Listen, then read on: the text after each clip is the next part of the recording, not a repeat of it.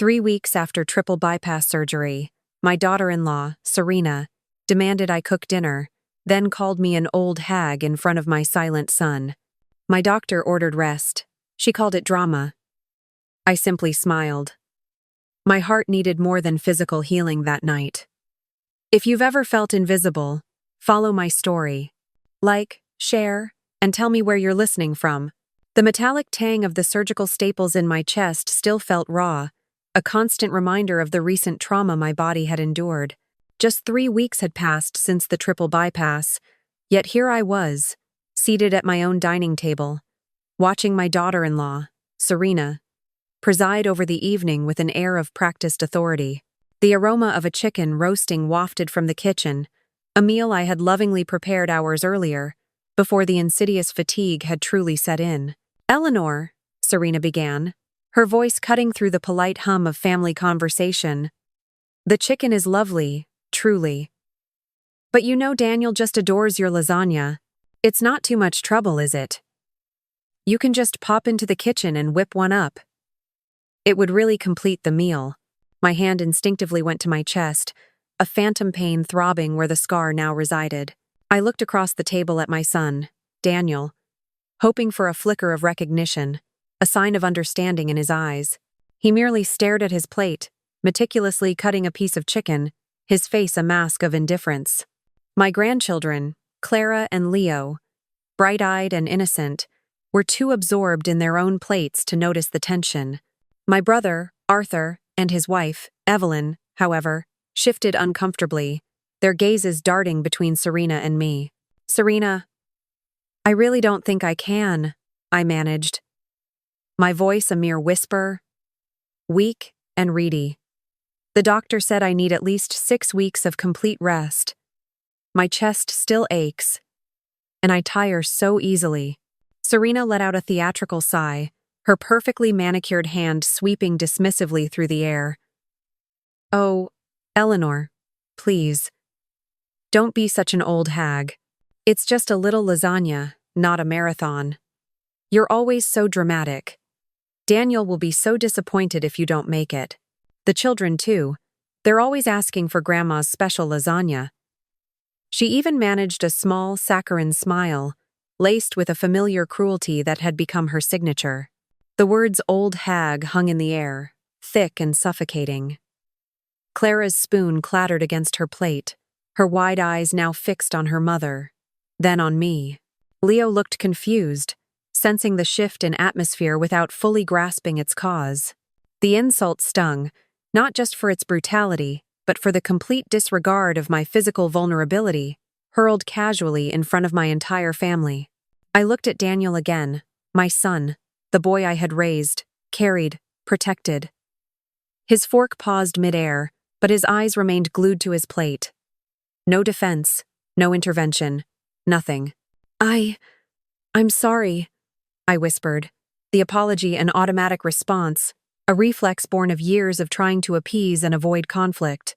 My chest tightened, not just from the surgical wound, but from a deeper, more profound ache. With a slow, painful effort, I pushed myself up from the table. Every muscle protested, a dull throb radiating from my sternum. As I passed Daniel, I reached out, my fingers brushing his shoulder, a silent plea for acknowledgement, for connection.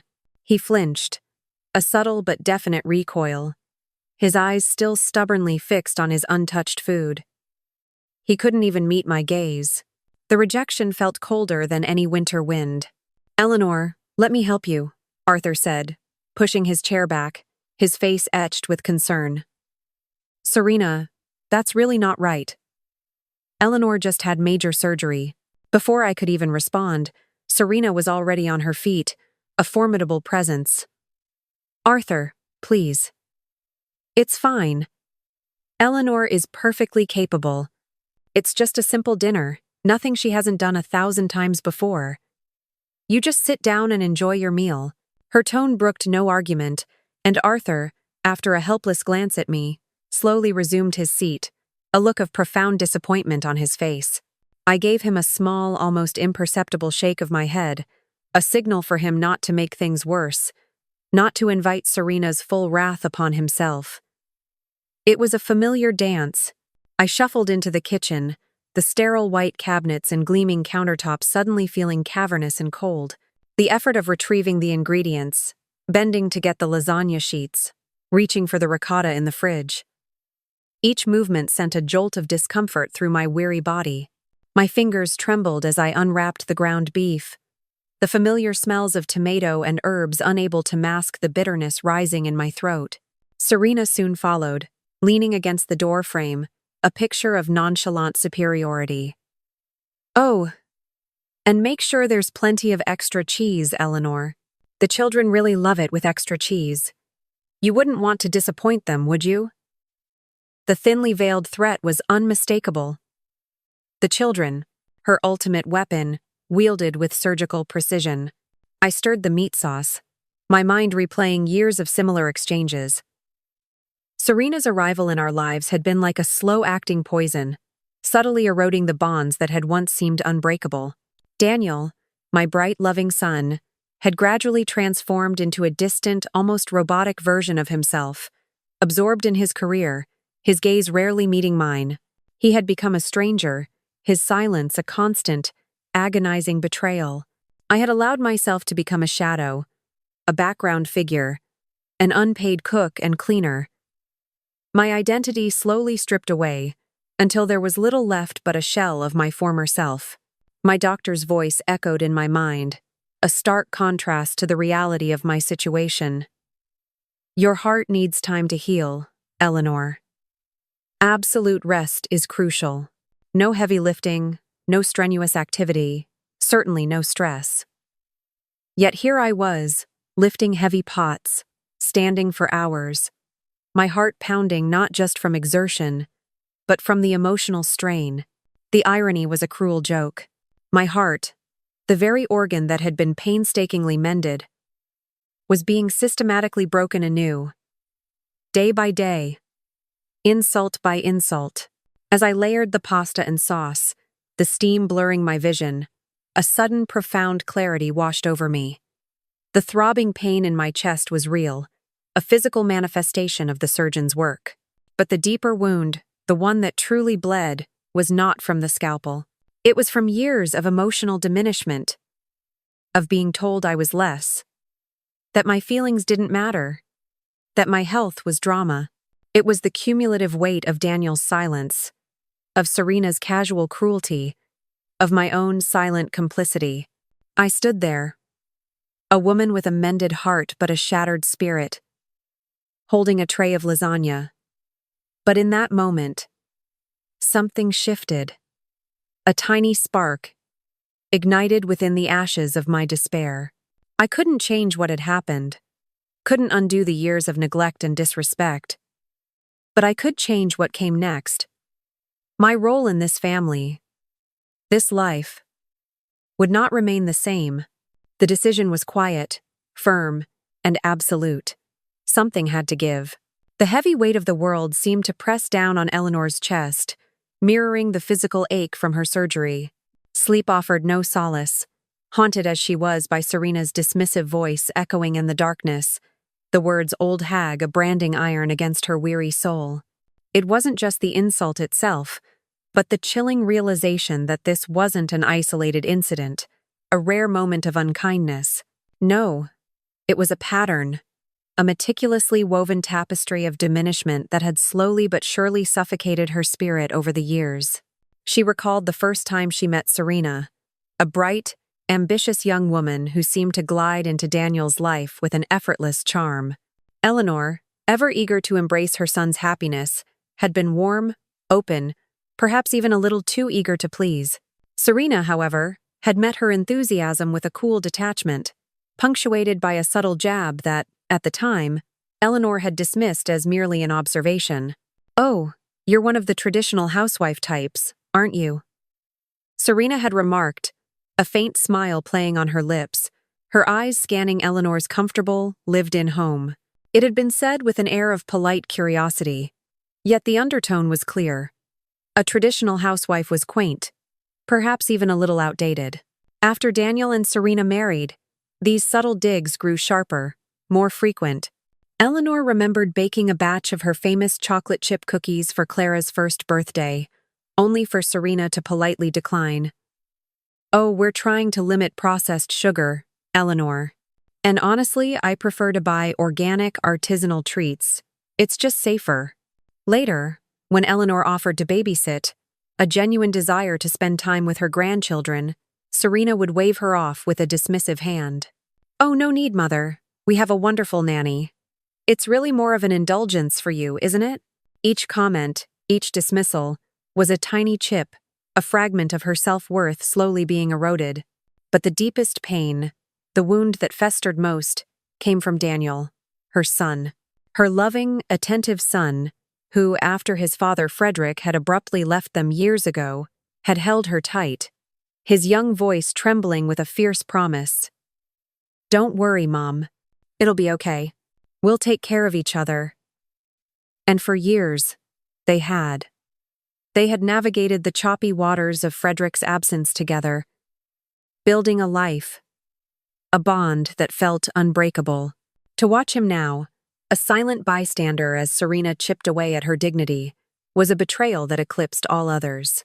Eleanor reached for her old photo albums, pulling them from a dusty shelf. She flipped through the pages, her fingers tracing the faces of Christmases past. In the more recent photos, her own presence was a fading specter. She was often out of frame, a blur in the background, or captured only from the waist down, her hands busy in the kitchen, serving, cleaning, always facilitating. In stark contrast were the older photographs, taken before Serena. There she was, beaming, vibrant, her arm around a smiling Daniel, both of them fully present, fully alive. The contrast was a punch to the gut. The evidence was irrefutable. Her diminishing role wasn't just Serena's doing. Daniel's silence and absence had actively contributed to it. She remembered countless neglected invitations, holidays she wasn't included in, family vacations she only heard about after the fact. Daniel's calls, once filled with genuine conversation and shared laughter, had become purely transactional. "Mom, can you pick up Clara from school? Serena has a last-minute meeting." Or, "Mom, can you make your famous casserole for the potluck? Serena's too busy." She had become a utility, a convenient resource, rather than a mother, a confidant, a loved one. The heart surgery had been a brutal awakening. Lying in that hospital bed, facing her own mortality, the doctor's blunt warning about stress, exacerbating her condition, had resonated deeply. "Mrs. Miller," he had said, his eyes serious, "your heart needs peace. Stress is literally killing you." The words had been a cold splash of water, jarring her from years of comfortable denial. She had become a servant in her own family, sacrificing her dreams, herself, her very identity, ever since Frederick had walked out the door. She had poured all her energy into Daniel, into making sure he was okay, into maintaining a semblance of family, only to find herself utterly alone, utterly depleted. And then came the wave of anger. Not just at Serena for her calculated cruelty, or at Daniel for his spineless complicity. No, the most potent anger was directed inward, at herself. She had allowed this. She had accepted the scraps of inclusion, the crumbs of affection, instead of demanding the respect she deserved. She had let her boundaries be trampled, her voice silenced, her spirit crushed. She had been an accomplice in her own diminishment. She thought of Martha, her neighbor down the street. Martha, who had lost her husband a few years prior, had initially seemed lost. But then, slowly, she had started taking art classes, traveling with friends, even started a small garden club. Martha was thriving, rediscovering herself, blossoming in her newfound freedom. And Eleanor, 3 weeks post-bypass, a woman whose heart had just been physically repaired, realized with startling clarity that it was time to reclaim her own life. It was time to stop being a ghost in her own home, a servant in her own family. It was time to choose herself. Days later, the persistent ache in Eleanor's chest had only deepened, a a dull throb that seemed to sync with the emotional turmoil swirling within her. It was time for her follow-up appointment with Dr. Bennett. As she shuffled into the clinic, each step felt heavy, a monumental effort. The usually bustling waiting room seemed to blur around her as she focused on putting one foot in front of the other. Brenda, the kind-faced nurse who had seen Eleanor through her recovery so far, greeted her with a warm smile, but her expression quickly softened with concern as she observed Eleanor's slow, deliberate movements. "Eleanor, you seem a little subdued today. How are we feeling?" Eleanor managed a weak smile, one that didn't quite reach her eyes. "Honestly, Brenda, the pain feels worse than expected. It's not just the surgical site anymore, it's everywhere." She paused, surprised by her own honesty. Usually, she'd plaster on a brave face, insist she was fine, even when she was crumbling inside. When Dr. Bennett entered the examination room, his usually brisk demeanor softened as he took in Eleanor's pale face and slumped posture. He settled into his chair, a familiar, reassuring presence. "Eleanor, good to see you. How are you feeling today?" He probably expected the usual. "I'm fine, doctor, just a little tired." The automatic, dismissive response she had given to almost anyone who asked for the past 15 years. But this time, something shifted within Eleanor. The clarity she'd found while making that lasagna, the anger that had solidified within her, refused to be silenced. For the first time in what felt like an eternity, she broke her pattern. She met his gaze directly, her voice thin but firm. "Not great, actually, Dr. Bennett." He raised an eyebrow, a flicker of surprise in his eyes. This was not the Eleanor he was used to. "Oh, tell me more." "There's a sharp pain, almost like a knife, sometimes, right where the incision is," she began, describing the physical agony, "and a persistent ache deep inside. But it's the fatigue, doctor. It's overwhelming. I can barely make it through the day without feeling completely depleted. I thought I was getting better, but I'm not. I'm getting worse." Dr. Bennett leaned forward, his expression grave. "Eleanor, this isn't normal at 3 weeks post-bypass. Not if you've been following the recovery protocol strictly. What have you been doing since our last visit?" Eleanor hesitated, a knot forming in her stomach. The urge to downplay, to protect, was still strong. I've been trying," she admitted, her voice barely audible. "Trying to keep up, trying to help where I can." His voice, though still gentle, held a new, unyielding sternness. "Eleanor, trying isn't good enough. Your heart isn't just a machine that we fixed. It's a living organ that needs proper, uninterrupted healing. You underwent major surgery. We literally stopped your heart to fix it. This isn't a sprained ankle. Your life depends on following these instructions." His direct gaze, unwavering and concerned, compelled her. The dam inside her, meticulously constructed over years of silent suffering, finally cracked. "My daughter-in-law, Serena," she began, the words tumbling out, raw and painful. "She asked me to cook dinner a few nights ago. A lasagna, for my son Daniel and the grandchildren. Even though I told her the doctor ordered rest, she insisted. Called me an old hag for saying I was tired. And Daniel just sat there. Dr. Bennett said nothing. She recounted the full story. The years of subtle slights, the transformation of her son, her own diminishing role in the family, her feeling of becoming nothing more than a servant, an unpaid domestic. The words, once unspoken burdens, now felt liberating, even as they brought tears to her eyes. Dr. Bennett listened intently, his face growing darker with each revelation. When she finished, he removed his glasses and rubbed the bridge of his nose. His voice, when he spoke again, was devoid of any medical jargon, direct and unvarnished. "Eleanor, what you're describing is not just stressful. It's actively dangerous to your recovery. Your family's behavior, their expectations, are putting your life at risk. Eleanor opened her mouth to protest, to offer the familiar excuses. But they need me, Dr. Bennett. The children, Daniel, Serena, they rely on me for so much. He cut her off, his hand raising in a firm, authoritative gesture. No, what you need right now is to heal. What you need is peace, rest, and absolutely no stress. This isn't about their convenience, Eleanor. This is about your survival. The word survival hung in the air, a heavy, resonant bell. She recoiled slightly, feeling a familiar pang of guilt. Survival. She had been made to feel selfish for even considering her own needs, for wanting to prioritize her health above the demands of her family. It was a foreign concept, a luxury she hadn't allowed herself in decades. Eleanor, Dr. Bennett said, his tone softening slightly. If your best friend, a woman who just had open-heart surgery, came to you with this story, what would you tell her?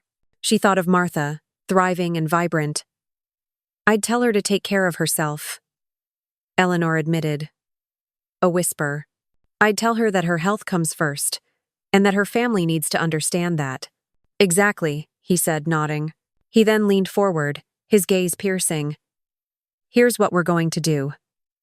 I am prescribing complete rest for the next 2 weeks. That means no cooking, no cleaning, no childcare, no emotional labor beyond what you choose to do for your own well-being. And certainly no stress. You are to be waited on, Eleanor. Period. Eleanor felt a surge of both relief and apprehension. But my family, they won't understand. Serena will never agree to it. Dr. Bennett's expression hardened. Then they can talk to me. I will write a note, make a phone call if necessary. This isn't a suggestion, Eleanor. This is a medical necessity. Your heart, your life, depends on it. He paused, looking directly into her eyes. It's time you put yourself first, Eleanor. For once, the drive home from Dr. Bennett's office was unlike any other Eleanor had experienced. The familiar route, the same shops and houses, seemed to shimmer with a newfound clarity. His words, "This isn't a suggestion, Eleanor. It's a medical necessity. Your heart, your life, depends on it," echoed in her mind. Not as a threat, but as a lifeline. For the first time in what felt like decades, she felt a flicker of hope. A tiny, fragile flame in the cavern of her weariness. And then, a revolutionary thought bloomed. She didn't have to be home for Daniel and Serena's Sunday dinner. She didn't have to cook, or clean, or even answer the door. The simple, audacious idea sent a strange thrill through her chest, a feeling she hadn't recognized in years. The exhilarating sense of reclaiming agency. Once inside her quiet house, the planning began. Not frantic, impulsive packing, but a calm, methodical strategy. The first step, securing a place to stay. Her mind immediately went to Martha, her thriving neighbor. Martha had mentioned her sister owned a small beach cottage, often empty, available for short-term rentals at a very reasonable rate. Eleanor remembered Martha saying it was perfect for getting away from it all. With a deep breath, Eleanor picked up the phone, her fingers fumbling slightly as she dialed Martha's number. Martha answered, her voice cheerful. Eleanor, trying to keep her own voice steady, explained her need for a quiet, stress-free escape. Martha, sensing the unspoken urgency in Eleanor's tone, didn't pry. Eleanor, honey, you deserve a break. Let me call my sister right now. I'm sure she'd be thrilled to have you. Within an hour, Martha called back. The cottage was free. 2 weeks. At a fraction of the usual hotel cost. A small victory. A tangible step towards freedom. Eleanor knew she couldn't simply disappear. That would cause worry. A frantic search. Perhaps even a police report.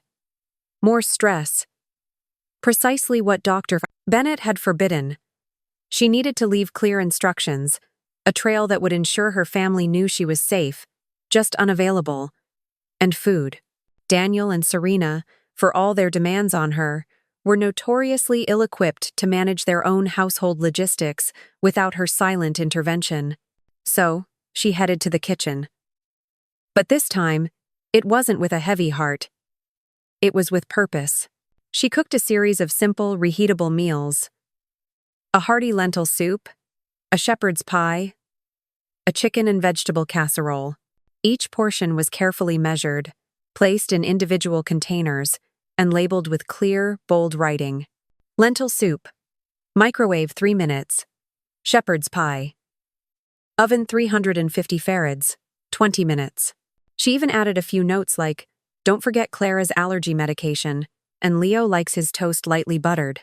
Instructions so explicit, she thought with a wry smile, even Daniel couldn't possibly misinterpret them. She arranged them neatly in the fridge, enough to last a few days, buying herself time. Next, she packed a small overnight bag. Essentials only. Comfortable clothes, her medications, a book she'd been meaning to read for months, her worn journal. Nothing that would immediately be noticed as missing from her wardrobe. Nothing that would signal a permanent departure. She made sure her cell phone was charged. She would keep it with her, but she would be selective about calls, prioritizing her peace over their demands. She imagined letting some calls go to voicemail, listening later, deciding whether a response was truly necessary. The thought felt deliciously rebellious. Her most crucial task was the note. It had to be just right. Firm, but not angry. Clear, but not confrontational. It had to convey the gravity of her situation without inviting a direct argument. She went through several drafts, crumpling each one in frustration. Finally, she settled on a version that felt authentic, honest, and undeniably her own. She wrote it on a crisp piece of paper, placing it carefully on the entryway table, where it would be impossible to miss. By evening, Eleanor was utterly exhausted, but it was a different kind of fatigue. Not the soul-crushing weariness of being taken for granted, but the satisfying exhaustion of meaningful effort. This wasn't an act of spite or retaliation, she realized. It was a calm, methodical act of self-preservation, a quiet revolution. As she drifted off to sleep, a strange sense of peace settled over her. The faint ache in her chest seemed less pronounced, almost a distant hum. She was choosing a new path, defining herself not by what she could provide for others, but by what she needed to reclaim for herself. Her heart, for the first time in a very long time, seemed to beat more steadily, more surely, with the promise of a life finally her own. If you're finding Eleanor's journey of self-discovery as compelling as I am, please keep watching to see how her bold decision unfolds.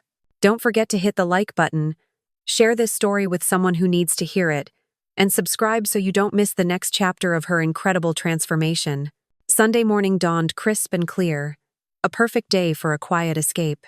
Eleanor moved through her house with a light step she hadn't felt in weeks, a stark contrast to the shuffling movements of just a few days prior. This house, the anchor of 30 years, where she had raised Daniel, where she had lived through so much joy and sorrow, she wasn't leaving it forever. No, she was leaving it long enough to make her point, long enough to reclaim herself. As she carefully lifted her small suitcase, she noticed a subtle improvement in her chest pain. The sharp edges seemed to have dulled, replaced by a lingering soreness. It was a good sign, a signal from her body that it was responding to the promise of peace. At precisely 9 a.m., Martha's familiar green sedan pulled into the driveway. Martha, ever punctual and dependable, bustled in, her eyes warm with understanding. "All set, Eleanor?" she asked.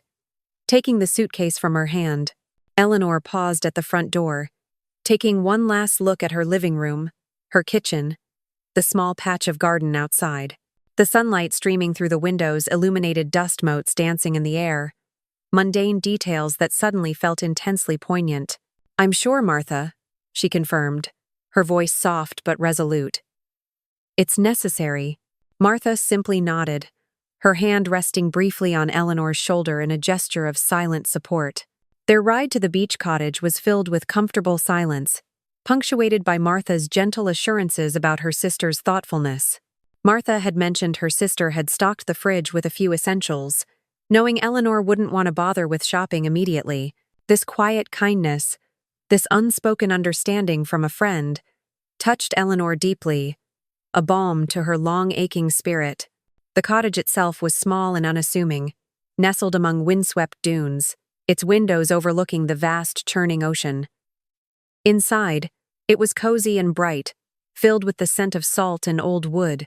Eleanor stepped onto the small wooden deck, the cool sea breeze whipping strands of hair across her face.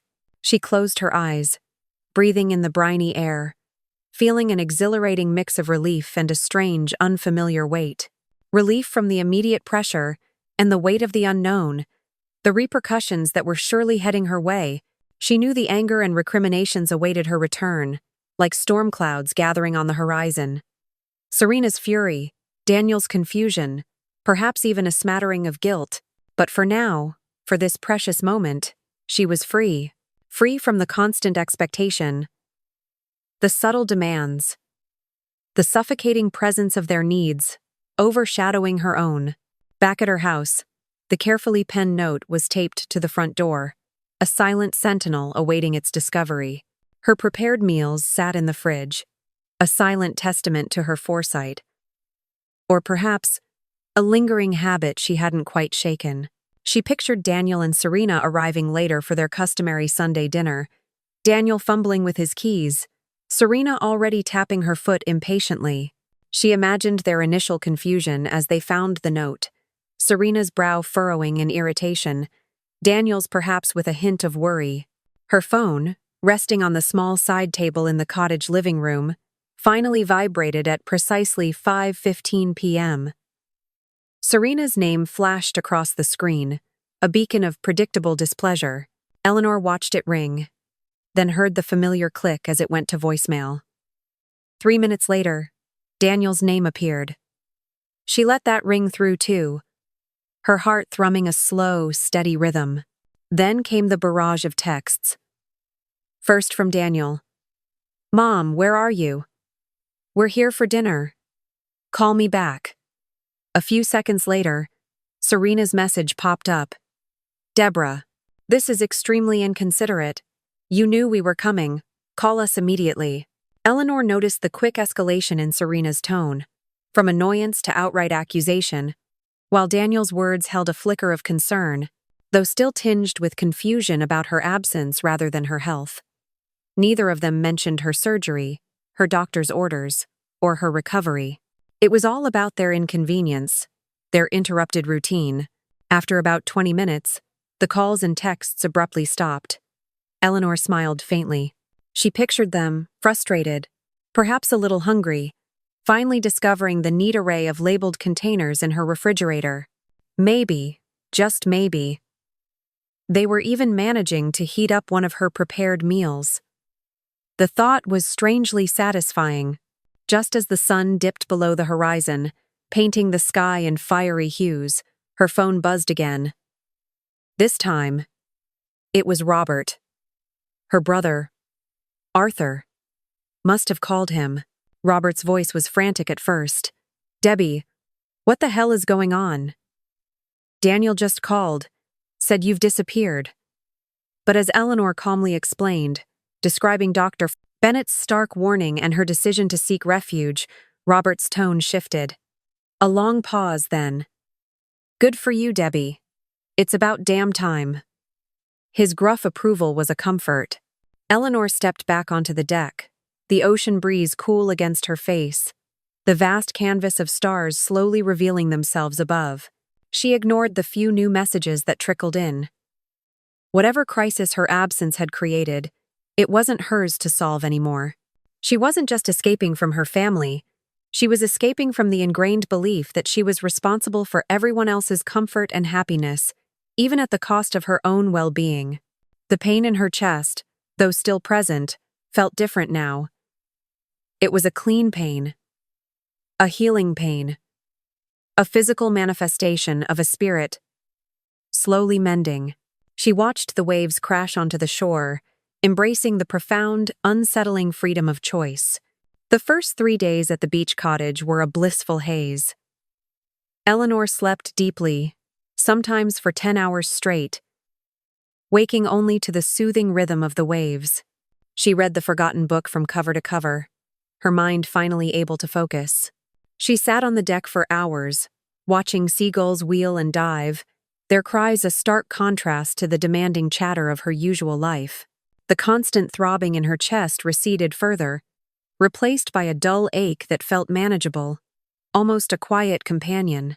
She cooked simple meals for herself, the act no longer a chore, but a mindful, nurturing ritual. On the 4th day, however, reality intruded, signaling that her carefully constructed cocoon of peace was about to be breached. Her phone, which she had kept mostly silent, began to buzz with increasing frequency. A barrage of missed calls and texts filled the screen, mostly from Daniel and Serena. The messages escalated from "call us" to "are you okay?" to Serena's indignant, "this is ridiculous, Eleanor." Then came Daniel's text, the one that stopped her scrolling. "Mom, if we don't hear from you by noon, I'm filing a missing person report." A complex swirl of emotions rose within Eleanor. A pang of genuine worry for her son, touched that he was, on some level, concerned. But quickly following was a wave of indignation. Missing? She wasn't missing.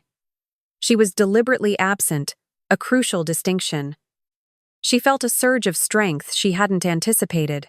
She chose her words carefully, aiming for calm authority. "Daniel, I am not missing. I am exactly where I need to be, following doctor's orders for complete rest and recovery. My note clearly stated this. I will be back on the 22nd. How was the casserole I left?" She sent the text, a small, triumphant smile playing on her lips. His immediate response flashed back. "Where are you? We've been worried sick. This isn't like you. This isn't like you." The phrase, so often used as a weapon to remind her of her supposed duties, now rang hollow. Eleanor smiled wryly. No, it wasn't like the old Eleanor to stand up for herself, to prioritize her own needs. And that, she realized, was precisely the point. This new Eleanor was embracing her right to be different. When her phone rang a moment later, she answered.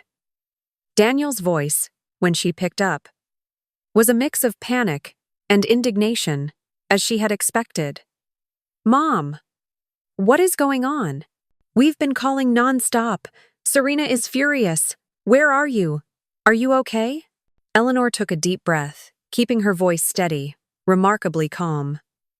"I am perfectly fine, Daniel. I am exactly where I need to be, following Dr. Bennett's strict orders for rest. As I said in my note, and as I just texted you." She let the silence hang, allowing her words to sink in. But you just left, without telling anyone where you were going." "This isn't right, Mom." "We were worried," he stammered, still focused on his perception of her transgression. "It's not like me to have triple bypass surgery either, Daniel," Eleanor replied, her voice gentle but firm.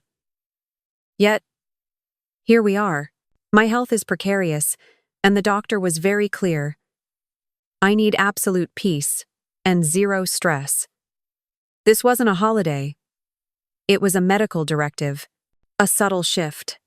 She heard it in his voice, the panic receding, replaced by a genuine concern that had been buried under layers of expectation. "Oh, right. The surgery. You're really okay, Mom? Your heart is actually getting better?" The question felt real, untainted by Serena's influence for a precious moment.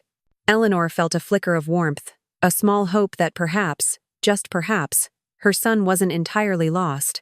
"Yes, Daniel. I am feeling much better. Thank you for asking. The rest has done wonders." The softness, however, was fleeting. That's good. But Mom, we really need you. Sunday dinners haven't been the same." And Serena has that big charity event coming up next week. She was counting on you for childcare for Clara and Leo. We can't find anyone on such short notice. The familiar refrain. We need you. Eleanor felt the old pull. The ingrained instinct to acquiesce, to smooth things over, to be the ever-present helper. But the image of Dr. Bennett's stern face, his words, "This is about your survival," resonated louder. "Daniel," she said, her voice unwavering, "I won't be back until the 22nd, as planned. You and Serena will need to make other arrangements for Clara and Leo, and for your Sunday dinners. My doctor's orders are non-negotiable." A stunned silence met her words. Then, Daniel's voice, clipped and tight. "Fine." He hung up abruptly. Eleanor stared at her phone, her hand trembling slightly. A deep breath. She had done it. She had stood up to him, to the son she had inadvertently enabled, the son who had allowed her to be diminished. It was an act of courage, a break from years of accepting scraps of attention, of being taken for granted. The phone vibrated again, Serena's name flashing. Eleanor let it go to voicemail. Later, she listened to the message. A masterclass in manipulation, a blend of guilt, tripping, veiled threats about the impact on the children, and accusations of selfishness. Eleanor listened once, then calmly deleted it. She felt nothing. No anger, no guilt, just a strange, liberating emptiness. Then Arthur called. His voice warm and genuinely supportive. "Debbie?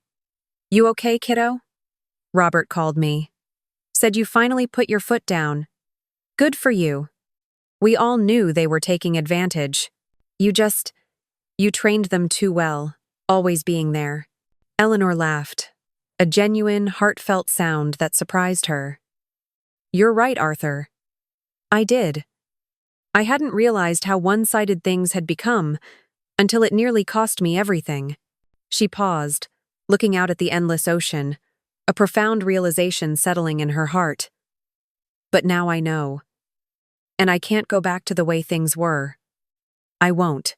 The remaining days of Eleanor's retreat at the beach cottage continued with a steady stream of calls and messages, a digital tether to the life she had temporarily abandoned.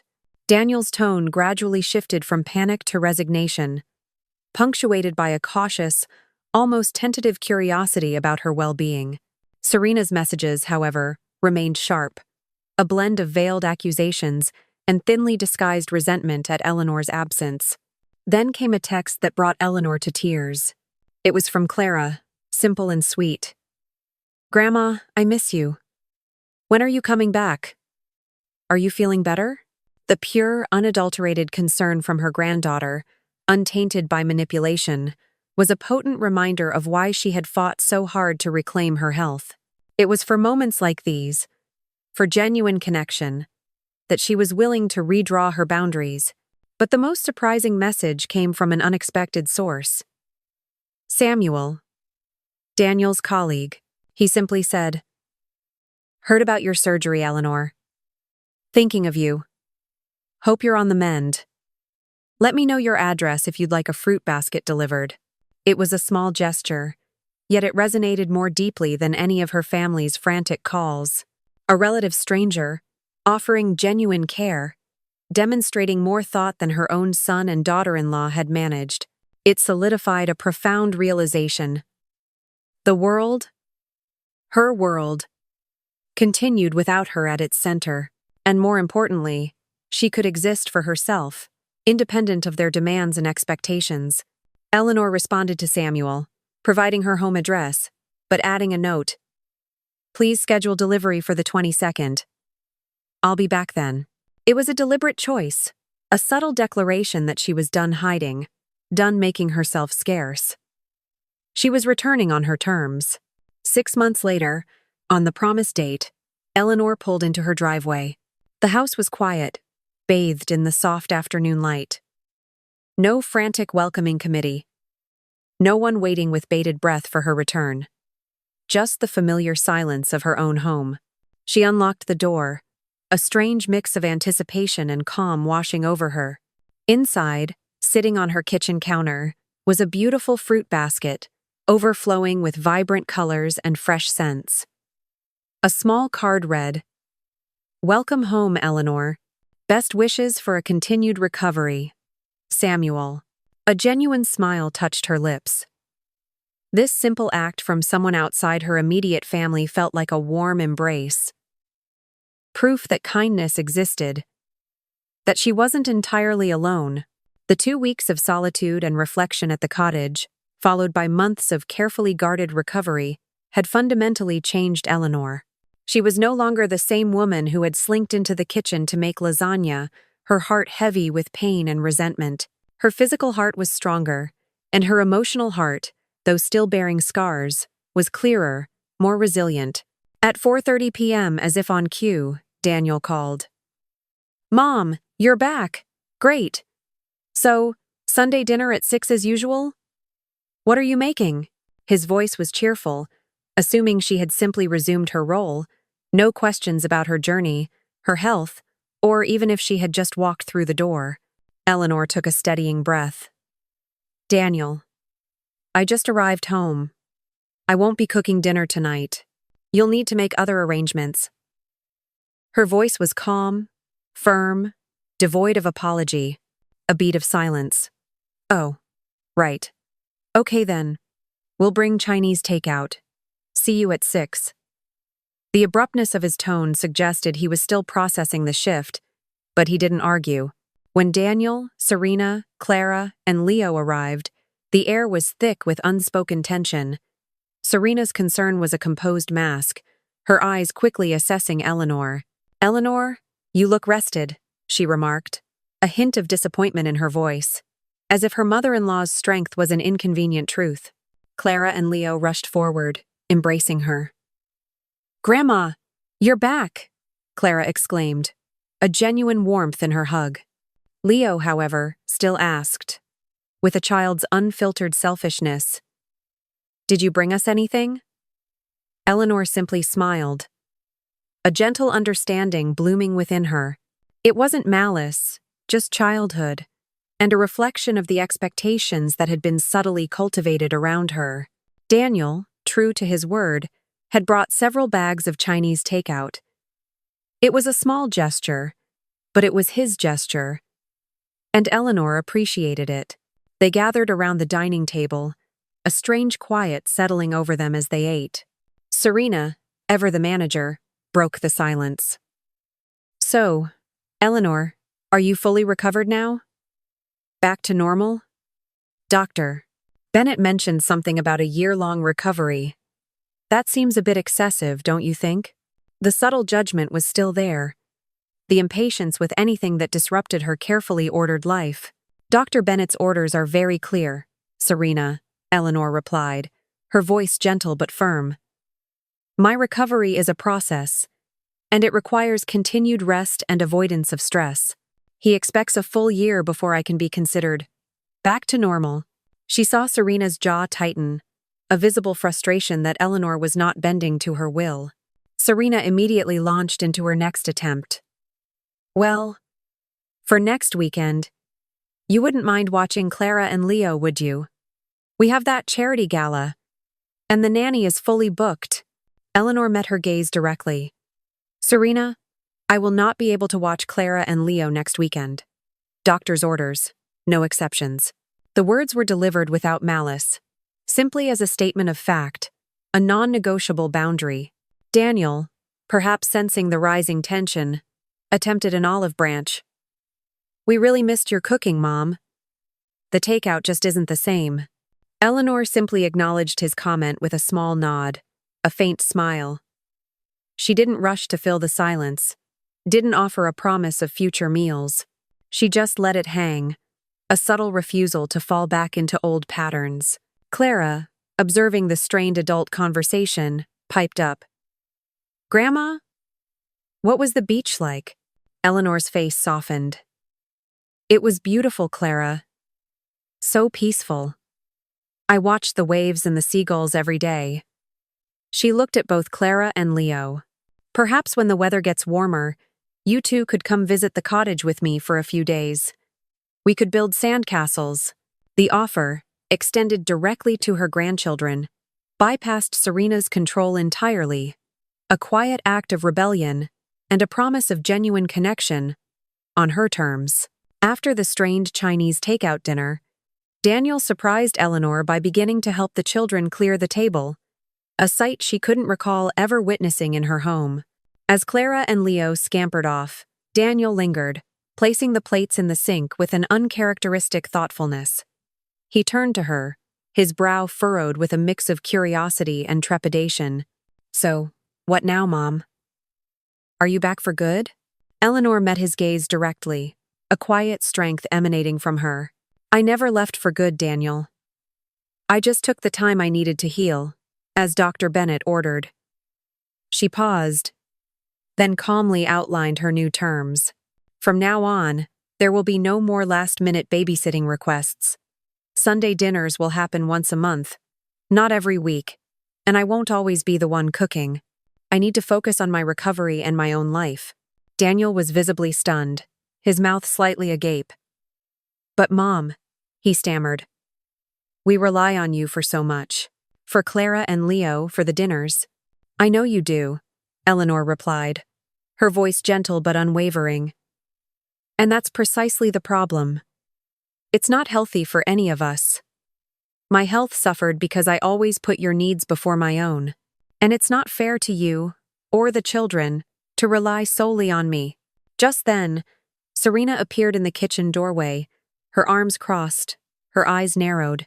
"Eleanor, are you seriously doing this? Are you still upset about that ridiculous comment I made months ago? You're taking it all so personally. You were just under a lot of stress." Eleanor turned to her, her gaze steady. "Serena, this isn't about one comment. It's about patterns that have developed over years, expectations that became obligations. I'm not upset. I'm simply changing my part in them. I can't be who I was before." Serena's face hardened. "So, you're abandoning your family then? Just when we need you most?" Eleanor allowed herself a small, sad smile. "No, Serena. I'm taking care of myself so that I can be present for my family in sustainable ways. A healthy mother and grandmother is better than one who is burnt out and constantly unwell." The rest of the evening limped to an awkward conclusion. As Daniel and Serena ushered the children out the door, Daniel hesitated. He turned back, his expression softer than it had been in years. "I'm glad you're okay, Mom," he said, his voice quiet. It was a small gesture, a single acknowledgement of her well-being, but for Eleanor, it was a significant step. In the following months, the new boundaries were repeatedly tested. Serena's emergencies dwindled as Eleanor consistently held firm, her no becoming a complete sentence, requiring no further explanation. Daniel, too, grumbled about the inconvenience, but he slowly began to adapt. Eleanor, meanwhile, flourished. With her newfound time and energy, she joined a local book club, rediscovering her love for literature. She enrolled in a watercolor painting class, her hands, once perpetually busy with domestic chores, now learning to create beauty. She reconnected with old friends, friendships that had withered under the weight of her previous commitments. She stopped explaining her decisions. "No, simply no," became her quiet declaration of independence, a shield against the guilt and manipulation she had once allowed to control her. Her health dramatically improved. Dr. Bennett, at her 6-month checkup, beamed. "Eleanor, your heart is making an incredible recovery. Your stress levels are down. Your blood pressure is stable. Whatever you're doing, keep doing it." His approval was a powerful reinforcement. Surprisingly, her relationship with Daniel began a slow, hesitant healing. They started having lunch every other week, just the two of them. These weren't hurried, transactional calls anymore, but genuine conversations. 6 months after her disappearance, during one of these lunches, Daniel finally confessed, his voice tinged with regret. Mom, I didn't realize how much we took you for granted. How much I took you for granted, he then revealed, hesitantly. Serena and we've been having some issues. We're in counseling. Eleanor reached across the table, squeezing his hand. I'm glad to hear that, Daniel. For both of you. A profound honesty welled up within her. And I miss some of it, too. I miss the spontaneity, the ease of simply being mom. But I don't miss feeling invisible. I don't miss feeling like a ghost in my own life. Her life wasn't perfect, not by a long shot. Serena remained challenging, and Daniel still had a long way to go in truly understanding and respecting her boundaries. But Eleanor no longer waited for perfection. She now had a life filled with her own interests, her own choices, her own quiet joys. She remembered the small beach cottage, the salty air, the sound of the waves. She remembered the woman who had found her voice there. The woman who had learned that self-care wasn't selfish, but a necessary, life-affirming act. 6 months after her heart surgery, Eleanor wasn't just surviving. She was living. And that, she realized, made all the difference in the world.